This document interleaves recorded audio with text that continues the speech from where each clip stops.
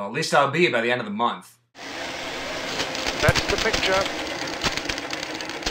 I hate this itchy beer! Welcome to my 100 Days, 100 Movies Challenge, and you've reached day 55! Kinda sounded like Robin Williams there, who has nothing to do with today's movie. But the caveman thing from earlier kinda does. I found this movie pretty high on my Netflix instant queue, so I do remember somebody recommending this to me. But I don't really remember who that person is. Sorry. But it's a movie I haven't seen nonetheless. Upon researching this film, I discovered that it was never actually released in conventional theaters and basically relied on BitTorrent downloads. Fact of the day, because you didn't ask for one. This is a film from 2007 called The Man from Earth. Not like the man from Mars or Mesopotamia. I think Michael's a man from Earth, which means he can roll a trailer now. I'm getting to it, I don't like when you yell. What if a man from the upper Paleolithic survived until the present day? You know what could happen? Yeah, the pancreas turns over cells every 24 hours, the stomach lining in 3 days, the entire body. In 7 years, but the process falters. Now, if a quirk in his immune system led to perfect detox, perfect renewal, then yeah, he could duck decay. We were just talking about a caveman who survives until the present time. And he hasn't aged a day in 10 years. Every woman on the faculty would give anything to have that secret. Jeez! Oh! I don't have eyes in the back of my head. I can't hear a flea walking. I am not in any way Superman. There have always been legends of such a thing, a creature, not quite human, taking not the blood, but the life force itself. God has spoken through man to make his word clearer. You got 4 men of science completely baffled, my friend.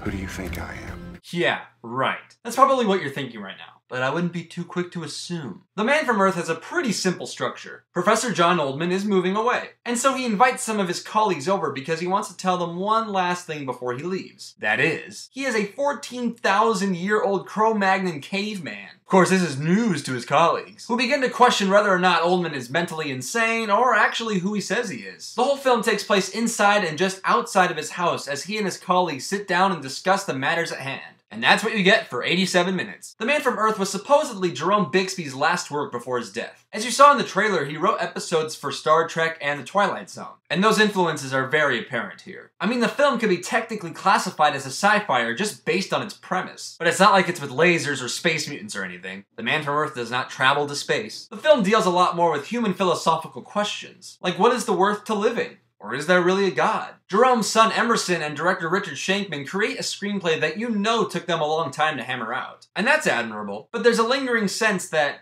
yeah, this could have definitely worked better as a Twilight Zone episode. Or at least another television series from J.J. Abrams. In that regard, the movie does feel a little condensed. We do get the information that we need, but a part of me is so intrigued by what they're saying that I really want to hear more about it. Or at least see visual parallels to what they're talking about. The fact that they shot it all inside of a house is a little disappointing, and clearly represents how little budget the film had. But what the characters are talking about, why they're talking about it, and how they're going about it is worth a sit down. It can sometimes rattle your mind like it did mine. And with the film's twist at the end, the encompassing story feels kind of poignant, even if it is a little predictable. I think I'd give this a solid B. Now, I know The Man from Earth is streaming instantly on Netflix, and it is available on other services. So if you have seen The Man from Earth before, I'd like to know what you thought about it.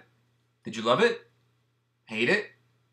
And why? Leave one of those comments down below, and if you like any of my reviews or would just like to continue on my 100 Days, 100 Movies Challenge, then you can subscribe up above. We basically have 9 times 5 more days to go. If you don't know math, get a calculator. So keep those suggestions and recommendations coming. And don't forget one of these guys. Oh. And once again, I'm DJ Fish, or Fish to Go Movie Reviews. Movie reviews on the go. That's the picture.